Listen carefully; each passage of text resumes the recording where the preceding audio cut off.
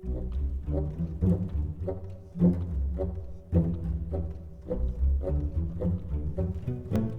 folks, Justin here, and now that I'm feeling better, I'm going to hop onto the ladder with the newly updated list for Tears for Giant Fears. Dawnbreaker is in. It's been highly recommended to me, and it's a card I like a lot, and Scout has been on the rise.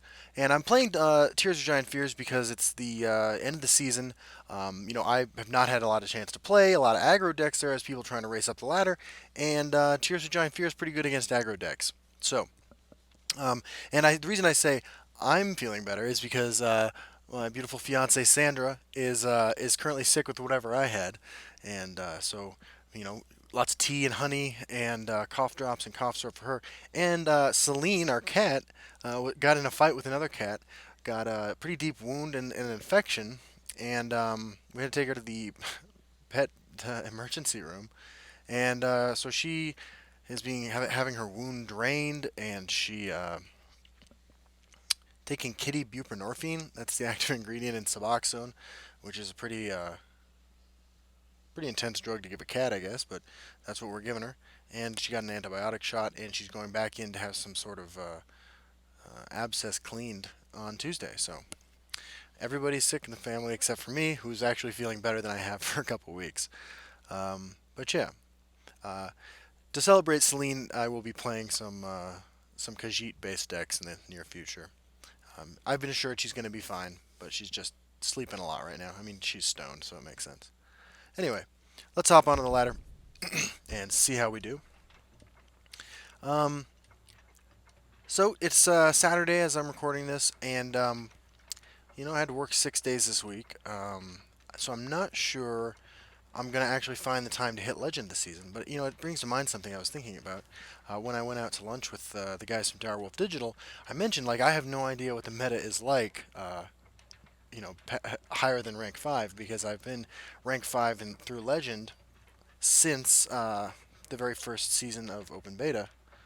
So, if it's not going to be a disaster if I get to have the opportunity to climb from rank 9 or whatever it is you get reset to, all the way up to Legend next season. But I'm really excited to be playing today. It's the first chance I've had to play sort of relaxingly like this for some time. Um, and as a testimony to how much I like this game, Australia was just released as a new civilization to play on Civilization 6, which is my other favorite game. Not playing Civilization right now, playing Legends. So we got Jason T. Seago here. Hopefully I'm pronouncing that right. Playing Archer. Archer's the aggro match that is the worst for us, I think. So, gotta play it careful. Gonna throw these back, actually. It's kind of risky. Something like that might happen, but getting an execute or a 2-drop can be huge against this deck. So, alright, so if they Ring of Magicka out a Cut Purse, that's probably worst case scenario for us. Probably going to have to end up piercing javelining that. They make it too There's easy. the Cut Purse. So do we have any reasonable cards here? We don't. We have to pass. That's a bad sign. Cut Purse is a really powerful card, and if you can't answer it when you're the reactive deck, you're probably going to lose. I am going to be able to play down more cool Gatekeeper next turn. But if he lays down a Fighters Guild Recruit or something like that alongside this, we're going to have a bad time. It's worth pointing out, and I'm already fairly convinced I'm going to lose this game. So this is not going to impact how this turns out. But it's worth pointing out that I feel like the correct place to play the Daring Cut Purse in this situation was the field lane. Let's see what happens. Okay, Goblin Skulk. So I'm sure he'll sacrifice his Goblin Skulk into the Morkel Gatekeeper. Close ranks, let nothing through. But it is what it is. So next turn we have access to Scout and Pyromancer plus Execute, which is something, although not something I'm excited about. Prophecy here could turn this game around. I will take it. Okay, so maybe we're not out of it. We are behind in life, which is bad against this deck, obviously. Yeah, so I think we just Scout Pyromancer. Looks pretty good here. Okay, then let's just hold on to our Execute. And gives us Piercing Javelin at the ready. Now, we're not going to be able to get to a point where Golden Saint is doing us much good for a while. And if one of these cards is I'll kill you where you stand. a Triumph of Jarl, then we're going to have a bad time. Still, we are trying our best. We got some heavy hitters in our hand. Okay, Murkwater Savage, Murkwater Witch. This is a lot less threatening than it could be. The forest is ours.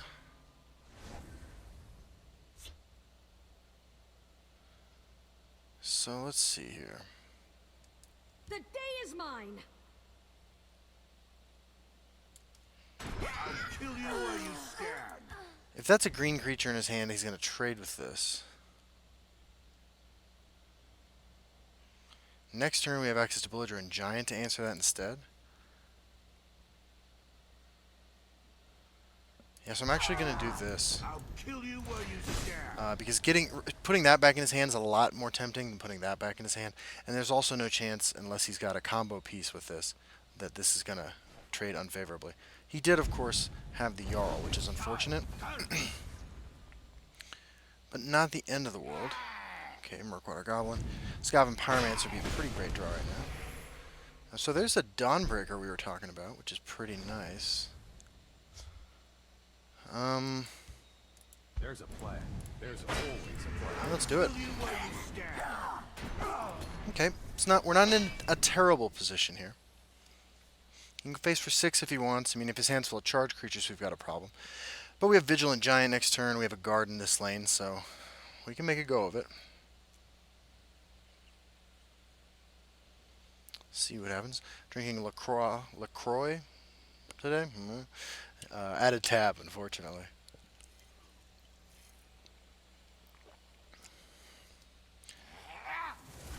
Okay, Shadow Shift is interesting. Another Murkwater Savage, Nimble Ally, Boy, Stendar's mercy. and another Murkwater Goblin. Okay. This is something we can work with. And that's going to be real good here in a bit. So, I think the play...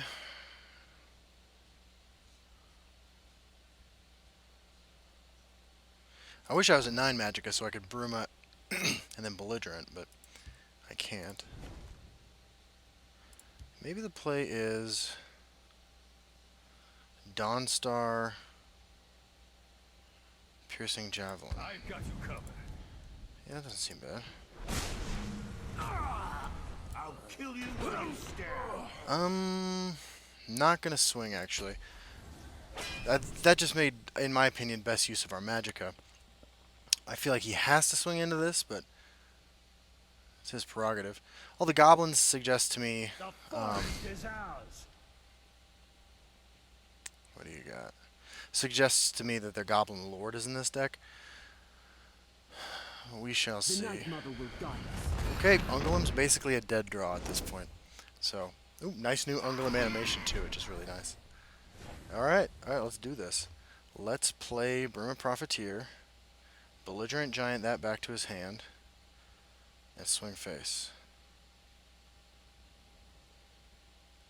There's a plan. There's always a plan.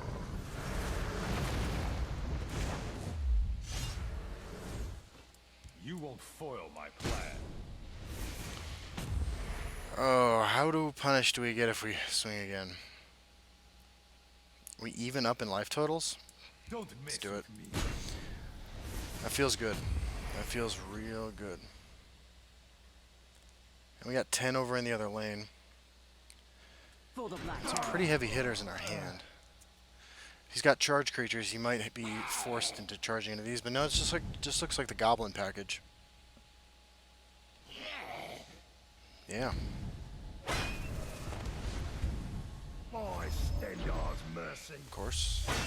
If I fall, the hiss will Okay. That's a good turn for him. Got some great draws here, though. So, I Cloudress Illusionist this swing, and then I can trigger Triumphant Jarl.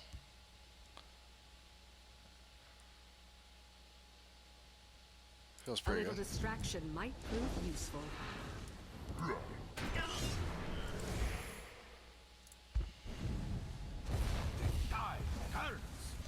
That feels real good. You won't foil my plan. Yeah, I think You we're just won't going for it. foil my plan. Doesn't seem to be any prophecies, at least none we've seen so far, besides the 2 Fighters Guild recruits he's already played. So chances of another one are low. He's going face. Interesting. 0-cost card. There's 1 0-cost goblin left. So should be interesting to see what he does here. I assume you have to take out this, right? Because you're worried about the life gain. And then you swing here. So you're going to need more answers. And we have the belligerent giant. I try to get that past 7, I guess. That's reasonable. It'll force me to trade into it, more than likely. Although bouncing it is pretty satisfying too.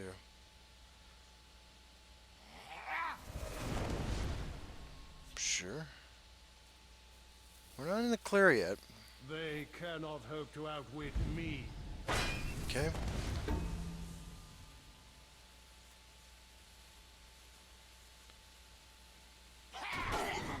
Huh.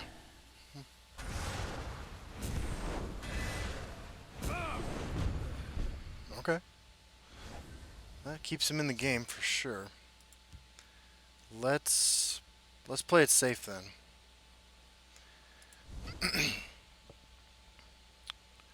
9 leaves us with 2. We could go Bruma, Hive, Hive.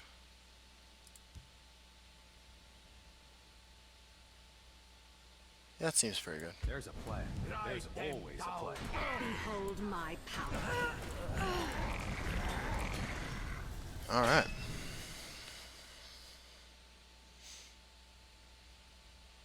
Who's the triumphant Jarl deck now? I'm the Jarl now.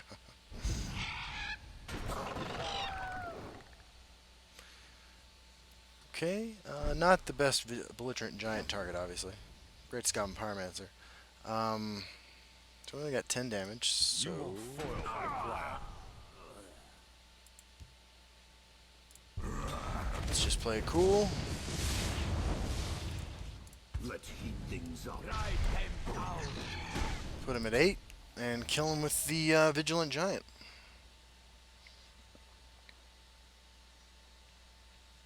My fight is done. Alright, good game, man. By the egg of fire. Okay, so that was the Tears for Giant Fears deck firing on all cylinders. That was Dawnbreaker doing some work.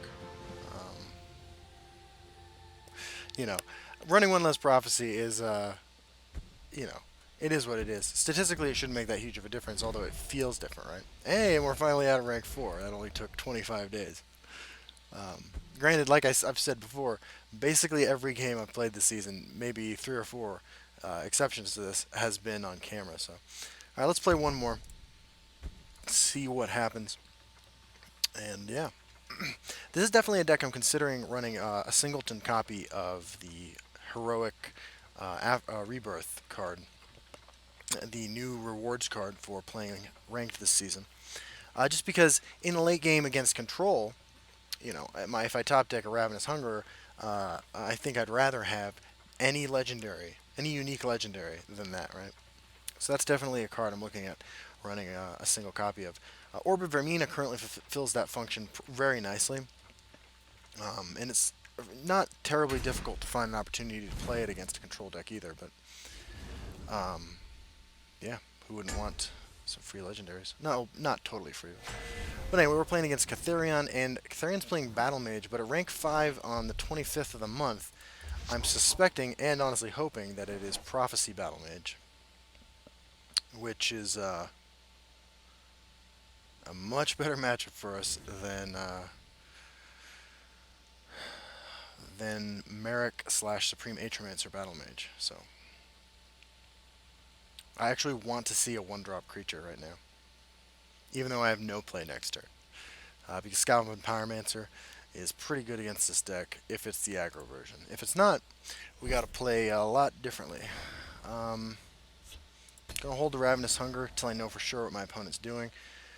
They might make some silly plays with opening creatures into the shadow lane.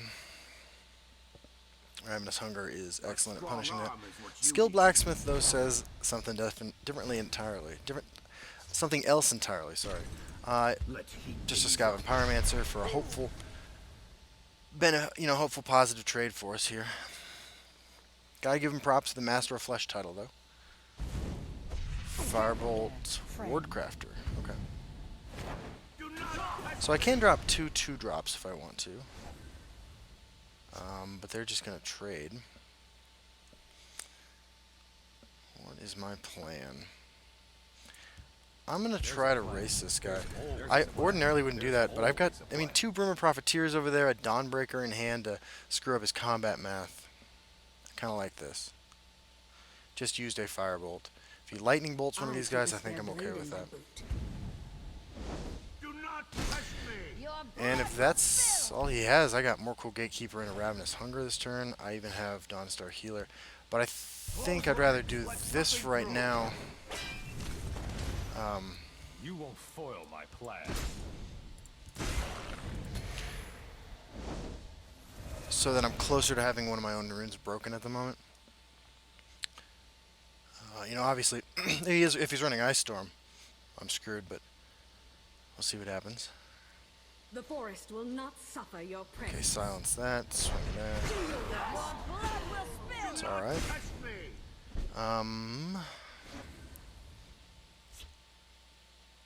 Well, I got a couple options.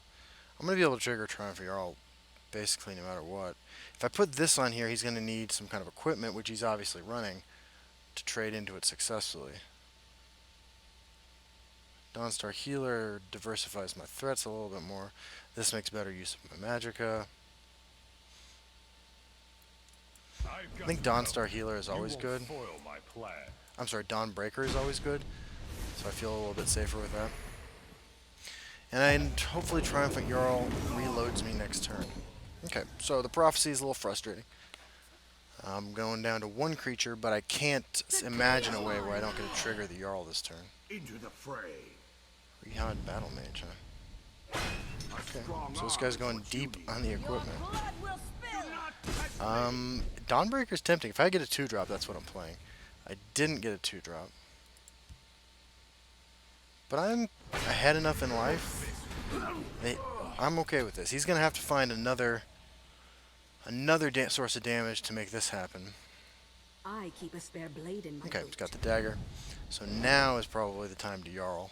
After I've taken a bunch of his resources, and he might even draw me a card here. Awesome. Prophecy is perfect. A little distraction might Put it over here so I can trade into that stuff. There's life in this old thing, yes. Gets back some daggers, right? Okay. I still think I try to race him. But I'll throw that over there just in case I need to do something about that. Execute's great. behold my power.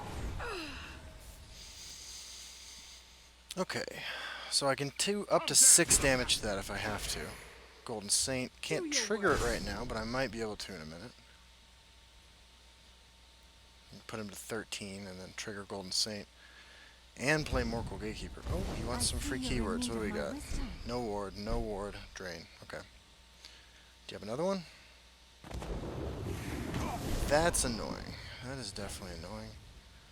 He has no equipment though in his graveyard, so Belligerent Giant it is.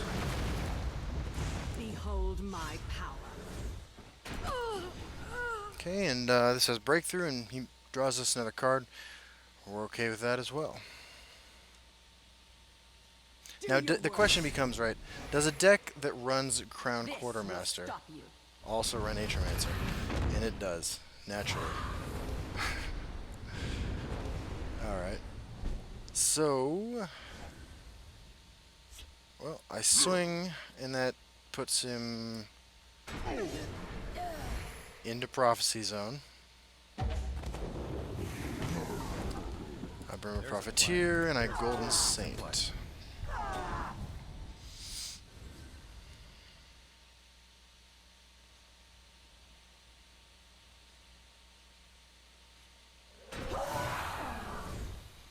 And I'm giving him the chance to trade in here because I think ultimately I'll win the long game. I have another Golden Saint hand.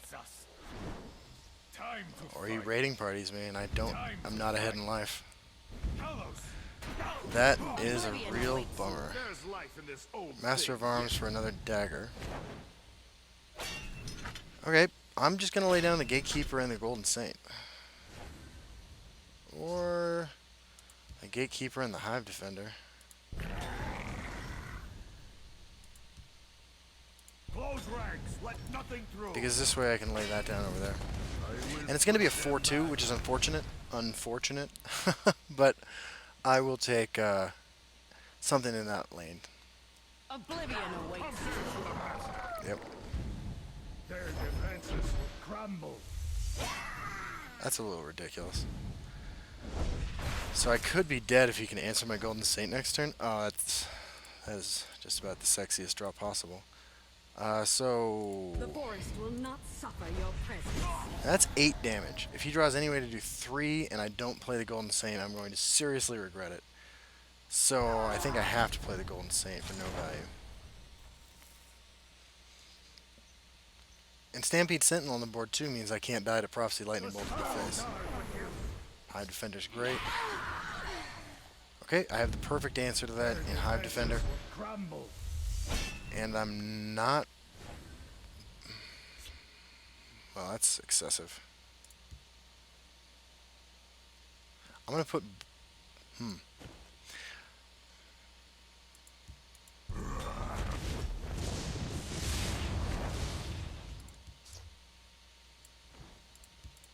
I'm just going to play it safe. I'm going to play it real safe. Maybe I draw a Dawnstar Healer. Maybe I bring a Profiteer for a couple extra life. The day shall be ours. Okay, game over. I mean, more than likely. I am swinging face. Yeah, I'm not going to say that yet. Alright, now I will. By the egg of fine battle. There you go. So actually props to my opponent because that deck looked a lot more interesting. I mean, it was clearly like a homebrew version of an archetype we're familiar with, but I like seeing that sort of innovation. I'm excited about that. And, you know, not being at Legend rank at this point in the season is kind of cool because I'm seeing a lot of neat stuff. One of the few games I didn't record this season was against an actual Monk aggro deck. And it's the sort of thing that you see when you rank 3 or 4 on day 25 of the season. So Time Minder is going to say hello to Tree Minder, and we're going to call it a wrap for right now. But yeah, thanks for joining me, everybody. I will see you all on the ladder, and I hope that hope you're as excited as I am for the new card. And if you're not excited for the new card, I think we should all be pretty excited about the fact that next month is, if all the hints are to be believed, the month that some cool thing should be announced. So I know I'm ready for it. I will see you all later. Bye-bye.